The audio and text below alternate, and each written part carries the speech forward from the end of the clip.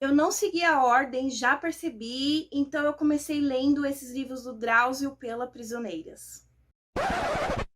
Oi, aqui é a Stephanie, você está no canal Mundos Impressos, seja muito bem-vindo. E seguindo aí no ritmo dos livros lidos em junho de 2022, eu vim resenhar para vocês Prisioneiras, do Drauzio Varela, que eu também li pelo Kindle.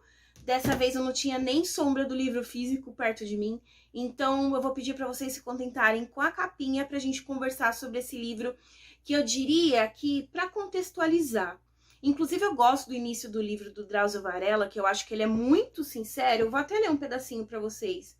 Que ele fala que esse livro, olha, ele não trouxe ilusões literárias. Sempre estive consciente de que seu mérito foi levar para fora das muralhas a vida que pulsava naquele microcosmos. Então, o que isso significa? É uma passagem, inclusive, bem sincera, eu gosto dela, de que o Drauzio ele tem totalmente noção de que isso não é uma produção dele. Ele simplesmente é uma espécie de porta-voz de todas essas vozes, semelhante a mais ou menos o que a Svetlana Alexievich faz em livros como Voz de Chernobyl, A Guerra Não Tem Rosto de Mulheres, esses livros com caráter mais de reportagem, entende? Porque aqui o Drauzio, todo mundo sabe, né, que o Drauzio é um médico super famoso, talvez o médico mais famoso que a gente tem aqui no país, e ele trabalhou muitos anos nesses presídios, eu não sei se ainda ele faz esses trabalhos contínuos, voluntários, mas eu sei que ele tem participação de certa maneira,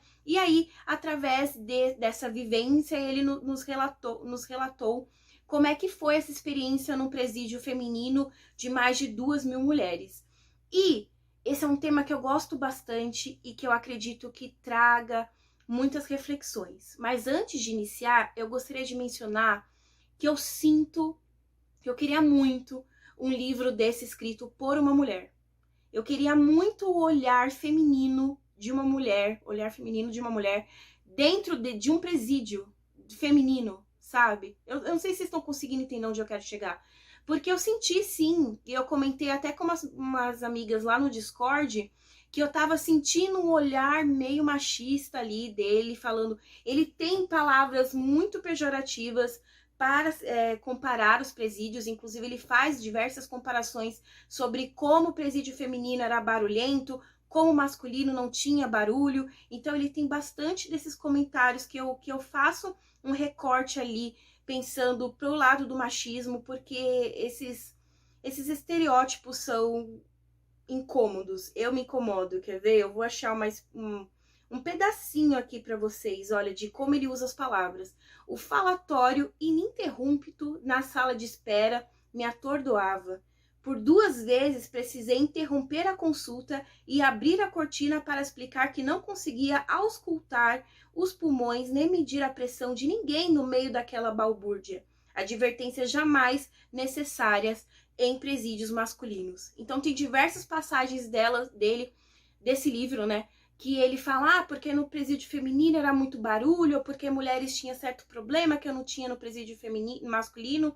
E eu entendo a necessidade de diversificar, porque são mundos completamente diferentes, né? Mas mesmo assim, a escolha de palavras me soou um tanto quanto incômoda. Mas fazendo assim uma reflexão acerca das mulheres no presídio, e esse livro ele traz bastante dessas reflexões, a gente poderia primeiramente, antes de qualquer coisa, pensar sobre o quanto elas são solitárias. Inclusive, em diversas passagens do livro, ele faz esse recorte de legislação até sobre quando que as visitas íntimas no presídio feminino, por exemplo, foram permitidas, muito depois do que nos presídios masculinos, e que inclusive a busca por esses serviços é muito menor comparado ao percentual masculino, porque a gente tem muito dessa noção de que a mulher, quando ela é presa, o homem totalmente se afasta dela, ele não mantém mais vínculo, inclusive meio que esquece que ela existe. Agora, quando é o contrário, não.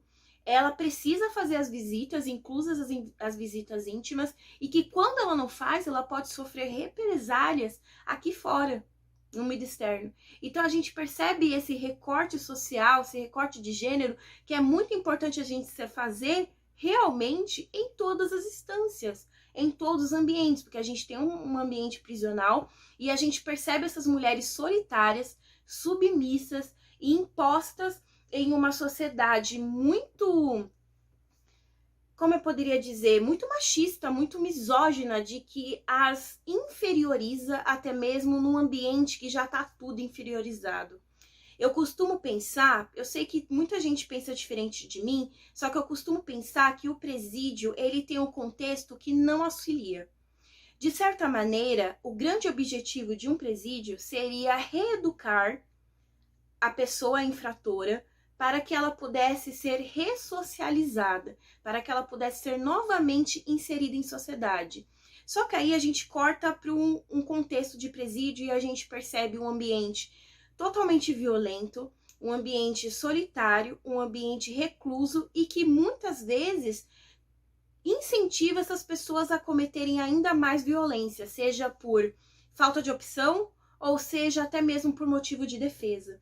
E aí vocês pensam comigo, pô, Stephanie, mas presídio não é para ser um mar de rosas. Eles estão sendo punidos, eu entendo o que vocês estão falando, mas pensa comigo. E esse recorte, essa reflexão, também dá pra gente contextualizar com que, de certa maneira, a mensagem que é passada pra gente em Laranja Mecânica. Eu não sei se já tem análise desse livro aqui no canal.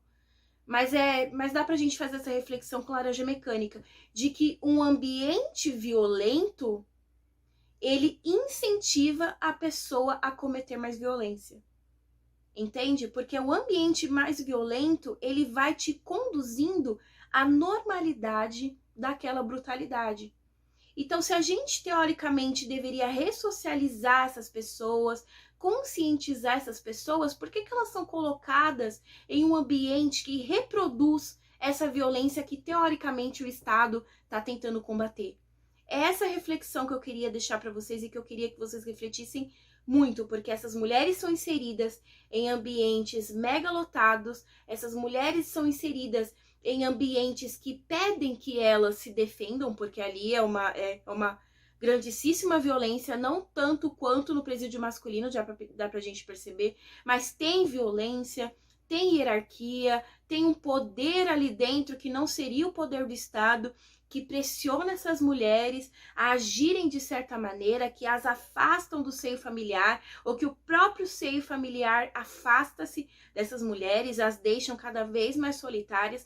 Então, como a gente pensa, como é que a gente vai transmitir uma mensagem de cidadania, de sociedade, de companheirismo, de participação, de autonomia? Como é que a gente vai passar essas mensagens nesse contexto violento, cheio, solitário, bruto, misógino até? Como é que a gente consegue ensinar uma coisa enquanto a gente tá ali batendo no martelo outra coisa? É meio que faço o que eu digo, mas não faço o que eu faço, sabe? É irônico, é contraditório. E esse livro, ele mostra essas coisas bem difíceis. Que elas ficam muito sozinhas, que elas não têm contato da família, inclusive que as mulheres que, de certa maneira, elas induziram o aborto, né? Elas também são excluídas pelas próprias mulheres dentro do presídio, porque o aborto, pelo menos nesse contexto temporal, ele é muito rejeitado pela maioria delas. Então a gente vai ter todas as questões que fazem a gente muito pensar. Então, assim, é um livro que traz muitas reflexões? É. Inclusive, ele é muito bem escrito. Só que tem essas passagens que me incomodaram, que eu comentei com você. Então, assim, não é que eu não gostei do livro. Eu achei muito interessante. Ele abre a uma série de reflexões. Inclusive, ele humaniza essas mulheres, que eu vejo como uma espécie de objetivo também. Que pode não ter sido um objetivo direto, no sentido, eu preciso escrever esse livro para humanizar mulheres. Pode não ter sido o intuito, o principal intuito da obra. Mas acaba acontecendo, porque a gente encontra ali mães, a gente encontra meninas ainda, por exemplo, tem muitos casos de meninas que estão nesse presídio porque elas estavam em um relacionamento abusivo, e nesse relacionamento abusivo, como eu comentei para vocês, o homem, quando foi preso, Ele obrigava essa mulher a continuar fazendo visita, a continuar sendo companheira dele, inclusive tentar levar droga para dentro do presídio, porque ele queria, e ai dela se não fizesse isso, e aí ela acabou sendo presa. Ou seja, a gente tem uma vítima da vítima da vítima, entende? Porque se ela não levasse a droga lá para dentro, ela poderia morrer, mas levando, ela acabou sendo presa e tá sem aquele homem que a abandonou e também tá sem a família dela que não vai visitá-la. Então a gente tem todos esses recortes que humaniza essas pessoas e que faz a gente questionar se o sistema prisional brasileiro tem funcionado. É óbvio que não tem. É só a gente ver a quantidade de presos que aumentou. No final do livro ele até fala que o percentual de mulheres presas aumentou imensamente e a quantidade de crimes que a gente vê ainda, crimes de violência ou qualquer tipo de crime sendo cometido. Então, será que tem funcionado? E por que não tem funcionado, sabe? Acho muito importante a gente fazer essa reflexão porque é um tema que a gente não pensa muito a respeito. É uma coisa que eu acho que a gente sabe que existe, ao contrário da causa indígena que eu disse para vocês em outros vídeos, que eu acho que a gente não fala o suficiente por falta de conhecimento. Eu acho que esse é um caso que a gente tem conhecimento, mas a gente não fala porque a gente não quer. Então é como se fosse uma temática que a gente vai para debaixo do tapete, como poeira, não tô vendo, não tá acontecendo, ou então não quero pensar a respeito, entende? Então, é isso, gente. Eu gostei do livro, acho interessante a gente ler. E aí, se vocês tiverem uma indicação de um livro que mostre o sistema prisional pelos olhos de uma mulher, eu ia gostar bastante de ler, de conhecer e ter esse ponto de reflexão. O link para comprar esse vai estar embaixo no box de informações. Lembrando, se você puder comprar pelo meu link, eu vou agradecer muitíssimo, tá bom? Mas você também consegue me ajudar clicando aí no like, no gostei e se inscrevendo para mais vídeos como esse. Muito obrigada por assistirem esse vídeo e eu os vejo no próximo. Tchau, tchau!